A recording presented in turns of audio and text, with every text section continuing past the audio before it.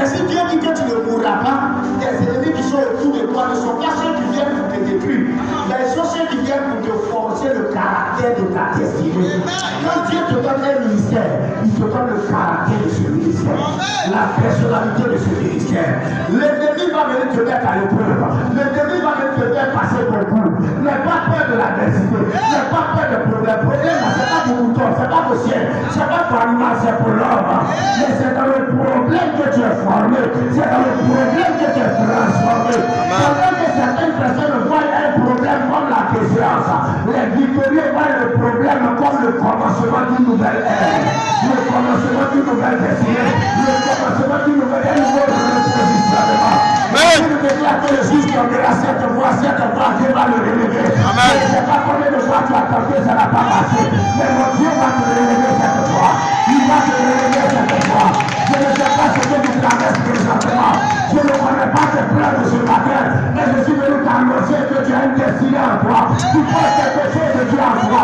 Tu es enceinte de la grâce de l'Éternel. La main de Dieu repose sur toi. Ne te décourage pas. Ne baisse pas les bras. Lève-toi seulement.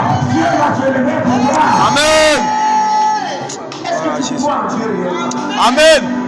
Dans la Bible, quand j'ai regardé, je n'ai pas dit Dieu prendre l'enfant d'un ministre pour faire son ministère ou pour faire son œuvre. J'ai toujours dit Dieu prendre des malheureux. J'ai toujours dit Dieu prendre des combattus. J'ai toujours dit Dieu prendre des gens qui souffrent. J'ai toujours dit Dieu prendre des gens qui ont des adversaires. J'ai toujours dit Dieu prendre des gens qui sont derrière pour les grâces soient devant. Amen. J'avais pris ce qui est devant. Parce que la Bible dit que lui, je suis l'Éternel. Vérité. Je ne partage pas ma gloire. Amen. Ni à une idole, ni à une statue. Gloire à Jésus. Amen. Il est capable de te prendre de la poussière pour te nettoyer et pour te positionner à la table de roi. Amen.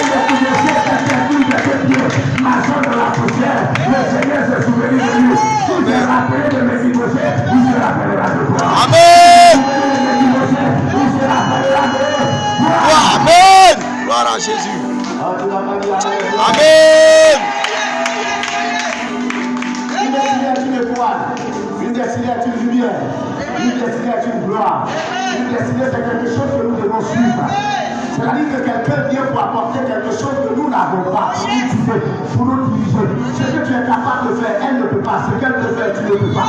Et en certaines circonstances, elle te suivra, en d'autres tu la suivras.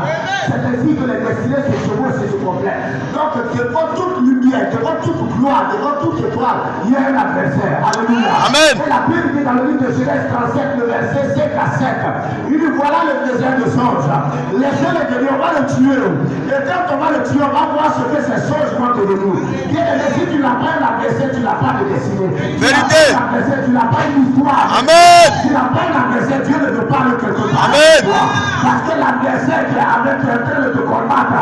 Il ne combat pas toi ta vie, mais il combat plutôt l'étoile que Dieu a mis en toi, le projet de Dieu en toi, la promesse de Dieu en toi. Il veut s'assurer que Dieu va échouer. Mais puisque Dieu ne échoue pas, parce que échouer c'est manquer le but. Or la définition de manquer le but c'est péché. Et comme Dieu ne pêche pas, ils vont monter, ils vont descendre. Mais Dieu est là le dernier mot. Amen. Dans ma vie, ton Dieu est là le dernier mot dans ta vie. Il ne te laissera pas tomber. Gloire à Jésus. Amen. Mon père m'abandonne, mais l'Éternel ne m'abandonne pas. Pourquoi? Parce que même si tes parents sont fidèles, comment? Un jour tu vas les soulever par les déposer dans la tombe. Un jour tu vas prendre ton père pour mettre dans la tombe. Un jour tu vas prendre ton père pour la mettre dans la tombe. Tu vas dire papa, où est-ce que tu vas? J'ai froid. Tu m'as abandonné, tu m'as laissé. Mais l'Éternel ne meurt pas. Amen. Dieu ne meurt pas. Que le toi reste la position de ton épouse maman. Je ne sais pas si je lis quand je parle, je tourne la tête à côté. Je vois le plan de quelqu'un se positionner dans le film maman cette saison. Je vois Dieu positionner quelqu'un. Je vois Dieu relever ta tête. Je vois Dieu te prendre de la poussière pour te faire asseoir à la table des rois. Je vois Dieu te faire manger avec les rois. Je vois Dieu te connecter à cette saison. Tu dis Amen, le Seigneur te connecte. Amen. Amen. Là où on t'arrête, Dieu va se souvenir de toi. Amen. Alléluia. Amen. Alléluia. Amen. Quand tu es un enfant de destinée, pour rien comme ça, on ne prend ton affaire. Vérité. Qu'est-ce que j'ai fait? Vérité. La bataille qui se trouve dans la vie d'un enfant de destinée n'a rien à voir avec la bataille de l'ordinaire. Parce qu'en fait, dans la foule, il y a quoi? La foule, en fait, on va dire, c'est le pouvoir de la consommation. C'est ça même. La foule, c'est les consommateurs. Alléluia. Amen. La foule, ils attendent que ceux qui sont les fils de destinée se révèlent. Amen. Et selon que la Bible a dit en Romains, le chapitre 8, verset 18, l'humanité attend, elle attend des îles. J'estime que les souffrances du temps présent n'ont rien à comparer avec la gloire qui nous est réservée. Amen. Le verset 17 dit, l'humanité attend, elle attend des îles, la révélation de Christ de Dieu. Amen. Vous voyez comment les choses se sont jusqu'à poser.